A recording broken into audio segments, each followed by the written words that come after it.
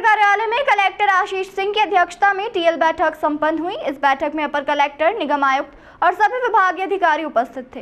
Collector Ashish Singh ने इंदौर में चल रहे विकास कार्यों और कान्ह और सरस्वती नदी के आसपास के अतिक्रमण के मुद्दों पर चर्चा की। उन्होंने अधिकारियों से इन मुद्दों पर विस्तार से चर्चा की और आवश्यक निर्देश दिए। कलेक्टर आशीष सिंह ने अधिकारियों को निर्देश दिया कि वे अतिक्रमण हटाने के लिए तुरंत कार्रवाई करें और विकास कार्यों में कोई देरी न हो। उन्होंने यह भी कहा कि इंदौर के नागरिकों को बेहतर सुविधाएं प्रदान करने के लिए सभी विभाग मिलकर काम करें। इसके अलावा कलेक्टर ने शहर की स्वच्छता, यातायात व्यवस्था और स्वास्थ्य सेवाओं में सुधार के लिए भी आवश्यक निर्देश दिए। उन्होंने अधिकारियों से कहा कि वे अपने कार्यों में पारदर्शिता और जवाबदेही सुनिश्चित करें। और देखिए, टीएल बैठक में अंतर्विभागीय समन्वय के सारे मुद्दे जो हैं वो डिस्कस किए गए हैं। सबसे पहले तो जो पहले एक नदी के दोनों तरफ हमारा एक जो फुटपाथ का और ग्रीनरी का कॉरिडोर बनना है, जिसको खाली कराने के लिए हमने नोटिस भी दिए हैं, उसके लिए बहुत जल्दी डीपीआर बनाने का काम प्रारंभ कर दिया जाएगा। आईडीए की तरफ से ऐसी पूरी तैयारी हो गई है।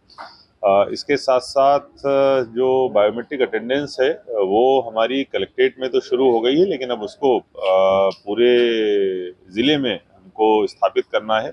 इसके लिए तैयारियों के निर्देश जारी किए गए हैं। तो जो अगले महीने हमारी अक्टूबर महीने में हम लोग हर जगह पर इसको इंस्टॉल करेंगे और नवंबर से जो तनख्वाह है वो बायोमेट्रिक के माध्यम से ट्रेजरी में पूरे ज़िले में निकाली जाएगी। अगली 29 तारीख को एक बहुत ही महत्वपूर्ण कैंप लगाया जाना है। नगर निगम सीमा में जो गांव शामिल हुए हैं अलग अलग समय पर, तो जब गांव वो शामिल हुए हैं, उस समय जब वो गांव शामिल हुए थे, उस समय उन गांवों की जो आबादी हुआ करती थी, उनमें स्थित जो मकान आज की तारीख में हैं, उन सभी को धारणाधिकार के तहत पट्टे जारी किए जाने हैं और उस पट्टों का कैंप आगामी 29 तारीख को संबंधित तहसील मुख्यालयों में लगवाया जाएगा। माननीय मुख्यमंत्री जी के द्वारा जो विकास से संबंधित बैठक ली गई थी, उसमें इस बाबत निर्देशित भी किया गया था, जब उनको ये सूचना प्राप्त हुई थी कि कुछ ऐसे जगहें हैं जहां पर पुरानी आबादी में शामिल होने के कारण उनके नक्शे, उनका भू स्वामित्व न होने के कारण पास नहीं हो रहे हैं।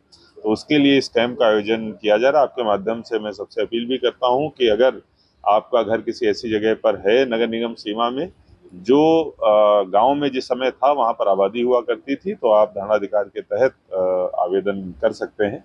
इसके साथ साथ एक आयुष्मान पखवाड़ा भी 20 तारीख से शुरू हुआ है। उस संबंध में अलग अलग गतिविधियां विभिन्न विभागों से करी जानी है। एक मैराथन का आयोजन भी किया जाना है, उसका समापन कार्यक्रम भी किया जाना है। तो उस संबंध में भी सभी विभागों को निर्देशित किया गया है। बैठक में अपर कलेक्टर, निगम आयुक्त, पुलिस अधीक्षक और अन्य वरिष्ठ अधिकारी उपस्थित थे। यह बैठक इंदौर के प्रशासनिक सर्कुलर के तहत आयोजित की गई थी।